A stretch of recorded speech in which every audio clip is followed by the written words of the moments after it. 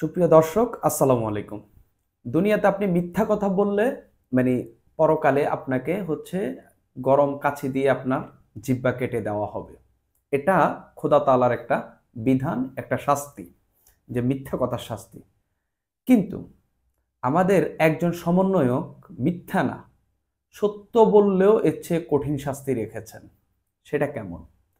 বাংলাদেশে কেউ যদি জয় বাংলা স্লোগান দেয়, জয় বাংলা বলে, তিনি তার মুখে গরম শিকই ঢুকিয়ে দেবেন। যেখানে মিথ্যা কথা বললে খোদা তাআলা শাস্তি রেখেছেন, গরম কেচি দিয়ে জিহ্বা কেটে দিবেন, সেখানে একটি দলের স্লোগান দিলে আমাদের সমন্বয়ক শাস্তি রেখেছেন যে তিনি গরম শিক ঢুকিয়ে দিবেন। মানে আপনি অপরাধের শাস্তি আমাদের সৃষ্টিকর্তা যেভাবে দিচ্ছে, একটি দলের শাস্তি এর চেয়ে কঠোরভাবে দিচ্ছেন এই সমন্বয়ক। উনি কি আল্লাহর প্রেরিত কোনো দূত, যে তাকে শাস্তি দেওয়ার জন্য, মানুষকে শাস্তি দেওয়ার জন্য পৃথিবীতে পাঠানো হয়েছে, তাও আবার একটি দলের স্লোগান দেওয়ার জন্য? কিংবা তিনি সরকার থেকে কি দায়িত্বপ্রাপ্ত হয়েছেন যে কেউ জয় বাংলা স্লোগান দিলেই বা জয় বাংলা বললেই তিনি তার মুখ কেটে দেবেন, সেলাই করে দেবেন, গরম শিক ঢুকিয়ে দেবেন? সেই সমন্বয়কের নাম রিজাউর রহমান।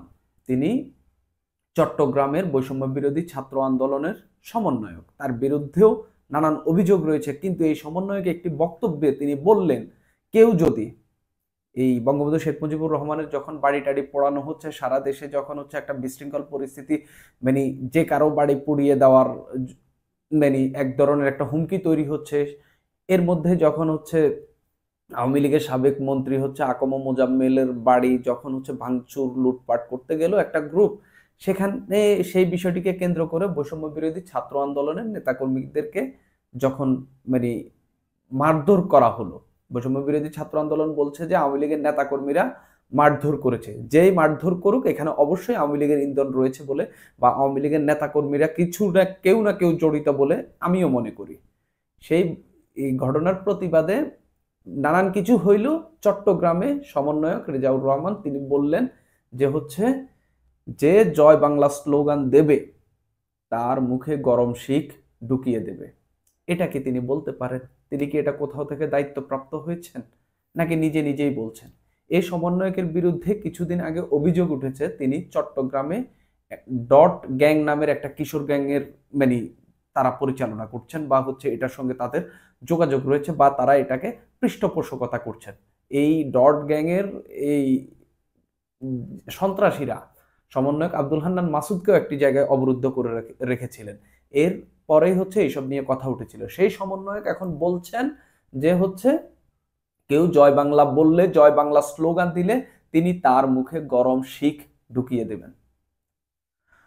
শেখ হাসিনার পতন হলো, একটা ফ্যাসিস্ট সরকারের থেকে বাংলাদেশ মুক্ত হলো, কিন্তু ফ্যাসিজম থেকে কি বাংলাদেশ মুক্ত হয়েছে? ঘোষণা দিয়ে যার বাড়ি ঘর ভেঙে দেওয়া হচ্ছে, এটা কি ফ্যাসিজমের অংশ না? এটা কি ফ্যাসিস্ট আচরণ না? প্রথমে একটি বাড়িতে আপনি লুট করতে গেলেন, হামলা করতে গেলেন, ভাঙচুর করতে গেলেন, সেখানে প্রতিরোধ করতে এলো আরেকটি গ্রুপ, প্রতিরোধ করতে এসে পিটুনি দিল। প্রথম অপরাধটা কার?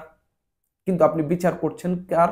যে প্রতিরোধ করতে এসে মারধর দিল। তাহলে যে প্রতিরোধ করতে এসে মার দিল তার যেমন অপরাধ, যে অ্যাটাক করতে গেল, প্রথমে ওখানে হামলা চালাতে গেল বা ভাঙচুর করতে গেল, তার তো অপরাধ আরো বেশি।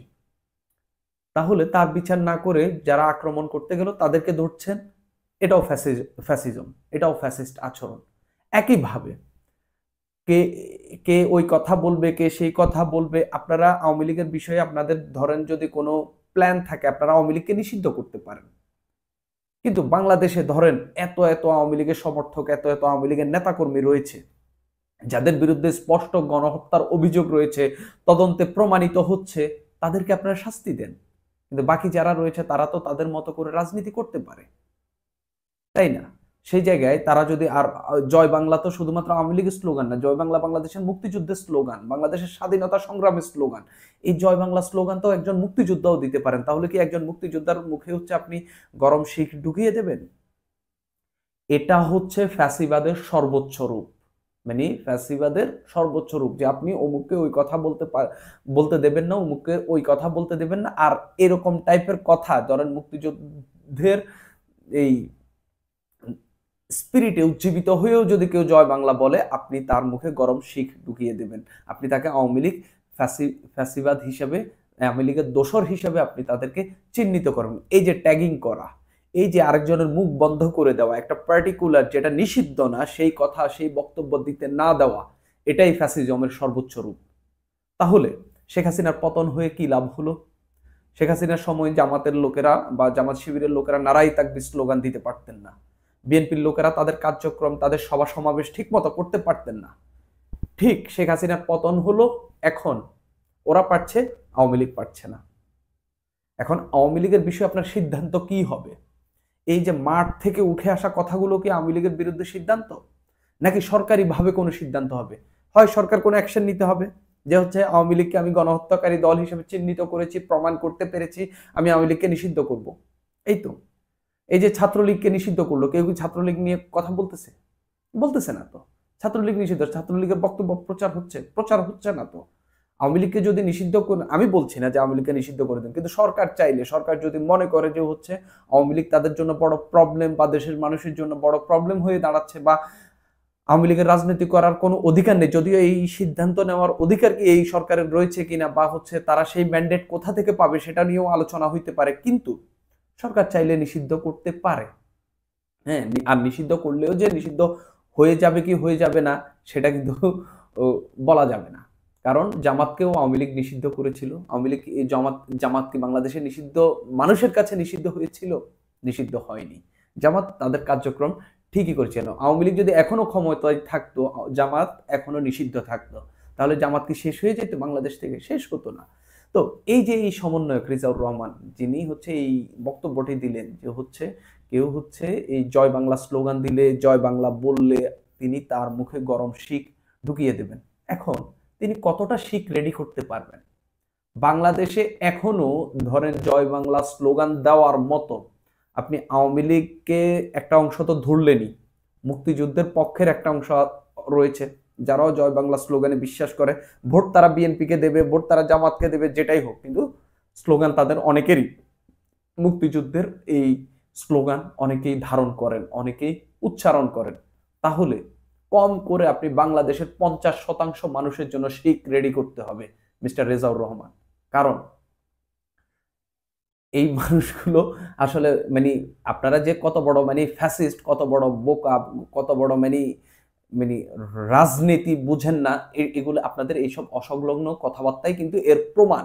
কারণ বাংলাদেশে ধরেন আপনি 20% আওয়ামী লীগ ধরেন, 25% আওয়ামী লীগ ধরেন, এর বাহিরেও একটা বড় গ্রুপ আছে যারা হচ্ছে মুক্তিযুদ্ধের এই স্লোগানে বিশ্বাসী।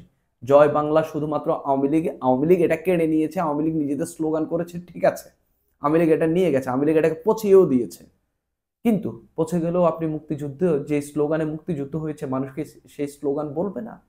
অবশ্যই বলবে। এর জন্য আপনার যদি তাদেরকে সত্যিকার অর্থে আপনি যেই কথাটি বলেছেন সেটার যদি বাস্তবায়ন করতে চান, আপনাকে কম করে হলেও 10 কোটি গরম শিক রেডি করতে হবে। এই ছাড়া আপনি এই জয় বাংলা স্লোগান বন্ধ করতে পারবেন না মিস্টার রেজাউল।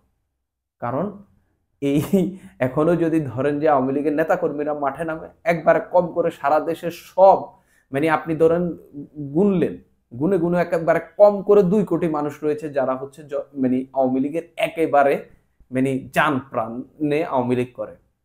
অন্তত 2 কোটি গরম শিক তো আপনার রেডি করতে হবে।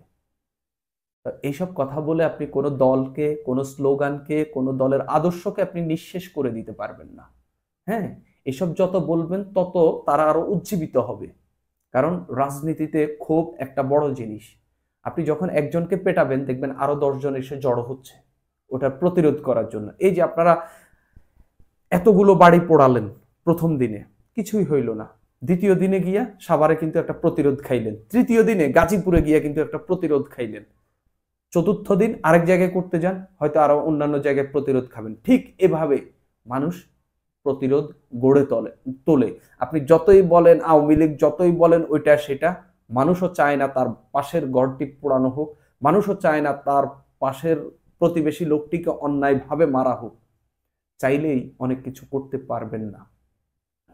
রাজনীতি বাংলাদেশে করতে হলে সবাইকে নিয়ে, সবাইকে ভালোবেসে, যে হত্যাকারী তার বিচার করে, যে অপরাধী তার বিচার করে, বাকিদেরকে নিয়েই হচ্ছে আপনাদের রাজনীতি করতে হবে। জয় বাংলা স্লোগানে আমি কোনো অসুবিধা দেখি না। আওয়ামী লীগ আপনি নিষিদ্ধ করেন, শেখ হাসিনার বিচার তো করতেই হবে, বিচার করেন, সব করেন, কিন্তু আওয়ামী লীগ দেশে টিকে থাকবে এবং তারা তাদের যে রাজনীতি সেটা করে যাবে।